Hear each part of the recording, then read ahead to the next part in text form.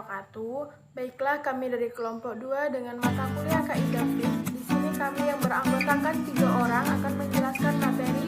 Yang pertama yaitu sejarah munculnya Al-Qawaid Al-Fiqhiyah.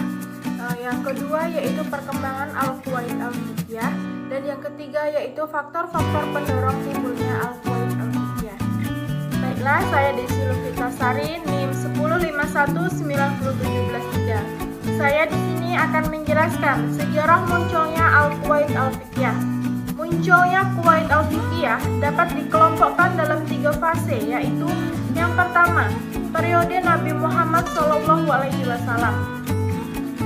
Pada periode ini tidak ada spesialisasi ilmu tertentu yang dikaji dari Al-Quran dan Al-Hadis. Semangat sahabat sepenuhnya dicurahkan kepada jihad dan mengaplikasikannya apa yang diperoleh dari Nabi berupa ajaran Al-Quran dan Al-Hadis. Ilmu pengetahuan hanya berkisar pada masalah qiraah dan mendengarkan hadis Nabi serta mengaplikasikan dan mengembangkan hukum-hukum yang telah ditetapkan oleh Nabi ketika menghadapi persoalan yang baru. Artinya, pada masa Nabi ini, setiap ada permasalahan yang muncul oleh sahabat langsung ditanyakan kepada Nabi. Hadis-hadis Nabi yang membicarakan tentang hukum banyak memakai pola kaidah, hukum yang artinya dapat mencakup dan memenuhi seluruh persoalan fikih. Seperti hadis yang berbunyi, tidak boleh berbuat madharat terhadap diri sendiri dan orang lain.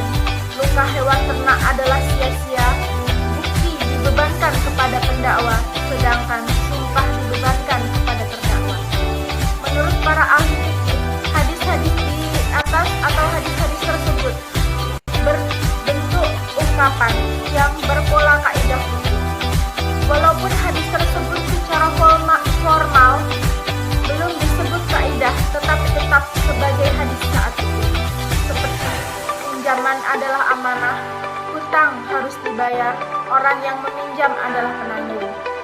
Hadis-hadis tersebut memiliki arti umum yang mencakup beberapa aspek hukum yang merangkul masalah-masalah yang bersifat subordinatif. Berdasarkan uraian tersebut, dapat disimpulkan bahwa dari sekian ribu hadis terdapat hadis-hadis yang memiliki karakter yang sama dengan kaidah fikih yang keberadaannya sangat penting. Dalam ilmu fikih, lafaz-lafaz tersebut dihubungkan dengan kata yang jelas atau kata ganti, tetapi yang demikian tidak disyaratkan. Yang kedua yaitu ada periode sahabat. Pada periode sahabat ini, pola pikir sahabat mulai mengalami transformasi ke arah ijtihad, di mana dalam pengambilan hukumnya itu merujuk pada Al-Quran dan Sunnah. Hal ini dibebankan karena banyaknya persoalan baru yang tidak pernah terjadi masa Nabi.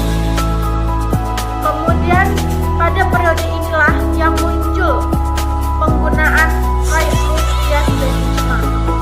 Yang ketiga yaitu ada periode tabi'in. Mengenai keberadaan qawaid fiqhiyah pada masa tabi'in, bisa dikatakan pada masa ini adalah masa awal perkembangan fikih, di mana hal yang menonjol pada masa itu yaitu mulai berdasarkan terhadap ilmu fikih.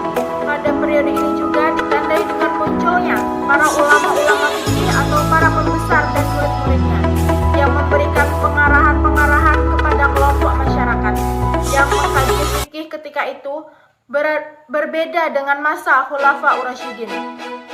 Pada masa ini, kajian fikih masuk dan lebih condong pada wilayah teori. Banyak hukum fikih yang diproduksi oleh proses penalaran terhadap teori dibandingkan hukum fikih yang dihasilkan dari pemahaman terhadap kasus-kasus yang pernah terjadi sebelumnya yang disamakan dengan kasus, sehingga fikih tidak hanya mampu menjelaskan persoalan-persoalan waqiah atau aktual, namun lebih dari itu. Baiklah, materi selanjutnya akan dijelaskan oleh Saudara Wisnu. Baiklah, nama saya Wisnu Saputra, NIM 105190718. Di sini saya akan menjelaskan tentang materi yang kedua, yaitu perkembangan qawaid fiqhiyah. Fase kemunculan dan berdirinya kaidah fiqh dimulai zaman Rasulullah di akhir abad. Pada masa ini ada hadis atsar sahabat dan perkataan tabi'in yang bisa dikategorikan kaidah fiqh karena mencakup berbagai masalah furu. Dalam perkembangan selanjutnya, kaidah fiqh semakin bertambah dan berkembang. Akan tetapi, kaidah-kaidah fiqh tersebut berserakan dalam berbagai kitab fiqh seperti dalam kitab Al-Haraj karya Abu Yusuf. Fase kedua, masa perkembangan dan pembukaan kaidah fiqh dimulai pada abad 10 Masehi sampai 19 Masehi. Pada masa ini, kitab-kitab fiqh sangat banyak sekali. Para ulama tidak melakukan ijtihad mutlak, tetapi menulis usul fiqh dan merumuskan kaidah-kaidah fiqh. Penulisan terangkum dalam tema-tema semisal al-qawaid wa ad-dawabit. Penulisan dimulai dengan pernyataan umum atau kaidah-kaidah. Kemudian diikuti furu seperti dalam kitab Al-Syaban wa Fan Nazair oleh Jaluddin Asy-Syaiti. Penulisan kaidah fiqh pada fase ini dimulai oleh Al-Karaki dan Ad-Dabusi dari kalangan ulama Hanafiyah. Di fase ketiga, fase kemajuan dan sistematis kaidah fiqh dimulai dengan kelahiran majalah Al-Ahkam Al-Adliyah atau kompilasi hukum Islam di masa Turki dan Utsmani. Ulama yang pertama kali menyusun kitab dalam bidang kawaid adalah Abu Thair Ad-Dabas, seorang ulama yang hidup pada abad ke-3 dan 4 Hijriah. Ia mengumpulkan 17 kaidah yang terpenting dalam mazhab Abu Hanifah. Di antaranya panca kaidah yang dipandang induk kaidah oleh Qadi Husain yang disebut dengan Qawaid al-Khamsah. Kaidah ini mulanya dinamakan usul. Pensyarah-pensyarah mazhab dan pengarang-pengarang qawaid sering mengatakan min usul Abi Hanifah.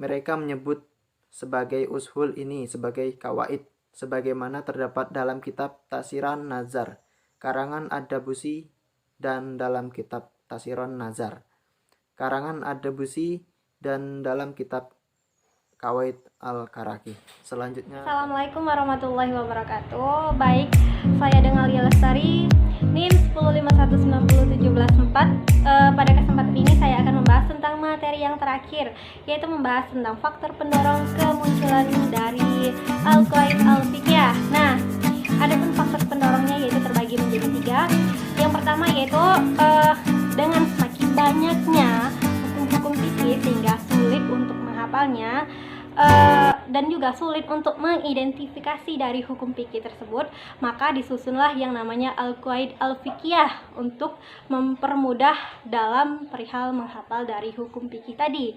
Yang selanjutnya yaitu ada faktor yang kedua, yang dimana di sini para ulama tersebut yaitu menyusun Al-Qawaid Al-Fiqhiyah tersebut terinspirasi dari teks Al-Quran dan hadis, yang dimana di sini sebagian teksnya itu bersifat al-jawami al-kalim. Baik, yang selanjutnya yaitu faktor yang ketiga, yang dimana di sini pembentukan Al-Qawaid Al-Fiqhiyah itu secara praktis yaitu dari pengalaman para ulama di lapangan, yang dimana di sini para ulama kadang yang dituntut untuk memberikan jawaban yang diajukan kepada mereka. Dengan demikian pun para ulama tadi yaitu memberikan jawaban yakni secara singkat dan padat. Baik, hanya itu yang dapat kami sampaikan. Sekian, terima kasih. Wassalamualaikum warahmatullahi wabarakatuh. Semoga bermanfaat.